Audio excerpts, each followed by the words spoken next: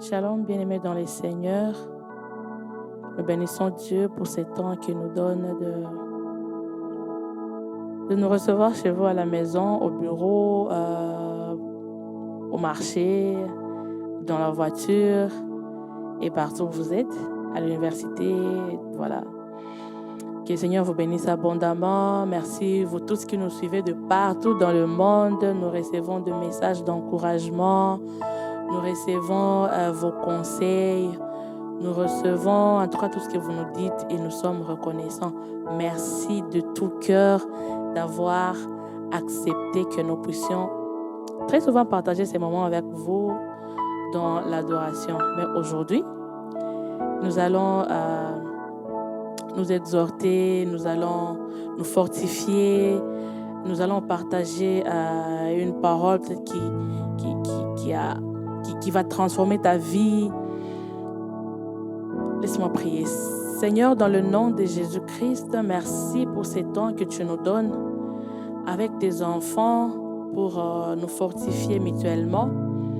Merci pour cette parole, pour cette pensée que tu as déposée dans nos cœurs et que nous voulons libérer afin que quelqu'un puisse être touché, visité, consolé par toi. Dans le nom de Jésus-Christ, que cette parole, Seigneur mon Dieu, trouve de la place dans le cœur de tes enfants afin qu'elle puisse transformer de vie et qu'elle apporte un changement dans la vie de quelqu'un. Dans le nom de Jésus-Christ de Nazareth, nous te prions avec action de grâce. Amen.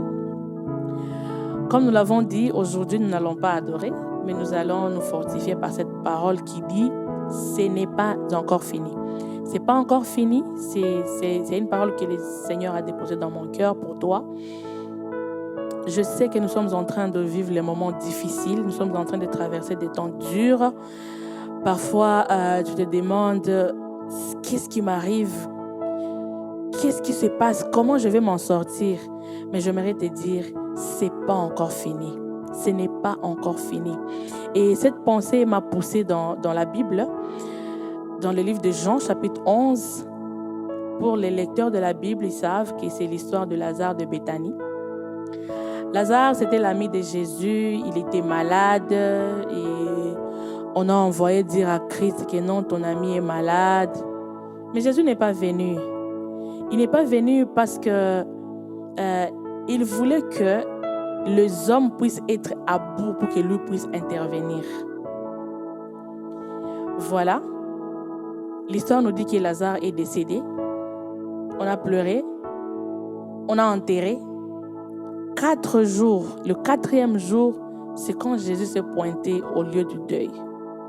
Si tu étais à la place des sœurs de Lazare, si tu étais à la place vraiment de la famille de Lazare, tu allais dire, mais Jésus, tu n'es pas un bon ami.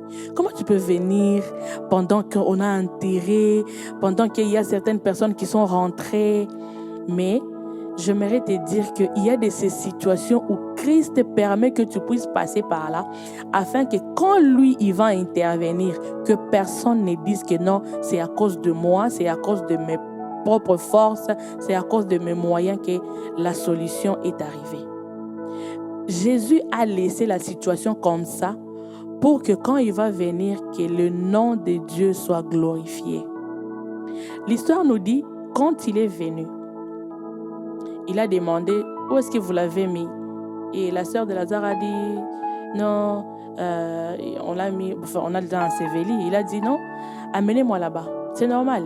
On est dans un monde où, quand quelqu'un est décédé et qu'un membre de famille ou un proche n'était pas là, on t'amène à la tombe pour voir là où on l'avait mis.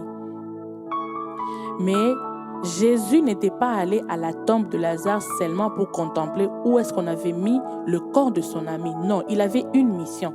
Et pour cette situation qui te tourmente, pour cette situation que tu traverses, Jésus a une mission. Jésus, il veut te donner un témoignage. Jésus, il veut te faire du bien. Toi, crois seulement. Ne sois pas comme la sœur de Lazare qui disait, non, Seigneur, je sais qu'il va ressusciter, mais au dernier jour. Non, ce n'est pas à toi de dire à Jésus comment il va agir. Non, ce n'est pas à nous de définir la manière dont la réponse va venir. Non, laisse à Dieu faire ce que lui, il veut. Parce qu'il connaît exactement de quoi nous avons besoin. Et l'histoire nous dit qu'on est parti là où on a enterré Lazare. Et quand ils sont arrivés là-bas, Jésus a prié. Il a dit, Père, je te rends grâce parce que je sais que tu m'exauces et tout ça. Et puis, il a ordonné qu'on puisse enlever la pierre.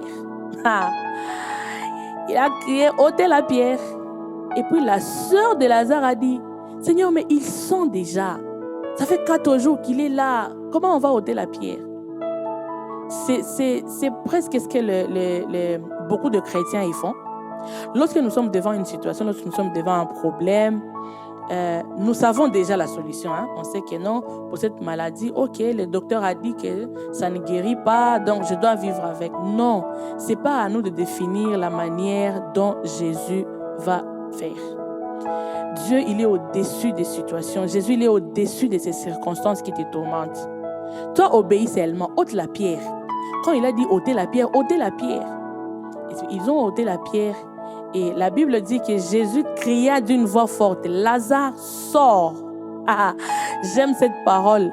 Moi, je me dis, lorsque Lazare est sorti du tombeau, la Bible dit qu'il était lié, et les mains, les pieds, on l'enveloppait, donc il était lié. Il ne pouvait pas marcher, en fait. Dans les temps normaux, quelqu'un qui est lié, des pieds jusqu'aux mains et puis partout, il ne peut pas se lever. Il ne peut pas marcher. Il ne saura pas marcher. Alors, qu'est-ce que je veux te dire par là? Lorsque Jésus a crié, Lazare sort, et lorsque Lazare est sorti, ce n'était pas Lazare en fait qui était sorti. Non, ce n'était pas Lazare qui a entendu la voix de Jésus. Non, c'était la mort qui a laissé la place à la vie. Parce que la vie a ordonné et la mort n'a fait qu'obéir. Bien-aimé dans le Seigneur, j'aimerais te dire, dans cette situation où tu vois que tout est flou, dans cette situation où tu te dis non, ici c'est fini, il n'y a pas de solution. Je viens te confirmer en ce jour que ce n'est pas encore fini. Place ta confiance en Dieu, obéis à ce qu'il te dit et tu verras les changements et les miracles dans ta vie. Que le Seigneur te bénisse, que la situation actuelle ne te fait pas perdre la foi, que la situation actuelle ne puisse pas te dire que non, c'est fini pour toi. Non, il y a un homme qui a payé le prix pour que toi et moi nous soyons sauvés, pour que toi et moi nous ayons la vie, pour que toi et moi nous soyons dans la joie. Alléluia. Alors laisse que le Seigneur te bénisse. S'il a été capable de ressusciter Lazare 4 jours plus tard dans la tombe, quelle situation Dieu ne peut pas faire? Seigneur, merci pour ta parole. Merci, Seigneur Dieu, pour cette parole de foi et pour cette parole d'encouragement pour nous. Tu as voulu que, Seigneur, nous puissions encore nous entretenir autour de cette parole. Tu es capable, Seigneur, et je déclare que ce n'est pas encore fini. Peu importe ce que nous voyons, peu importe ce que nous traversons, Seigneur, nous te laissons la place, que tu agisses et que tu nous donnes la victoire pour que nous puissions témoigner. Seigneur, pour cette situation de cette famille, de cette femme, de cet homme, Seigneur Dieu, pendant qu'il voit ou qu'elle voit que c'est fini, je prie, Seigneur, en ce jour, que tu lèves ta voix, Seigneur, et que tu ordonnes à cette situation de libérer ton serviteur ou ta servante, afin qu'il y ait des témoignages, afin qu'il y ait de cris, afin qu'il y ait, Seigneur, de réjouissance au milieu de nous. Merci, Seigneur, parce que tu l'as fait pour ta gloire. Au nom de Jésus-Christ. Amen. Que le Seigneur te bénisse. Dis à celui qui est à côté de toi, ce n'est pas encore fini.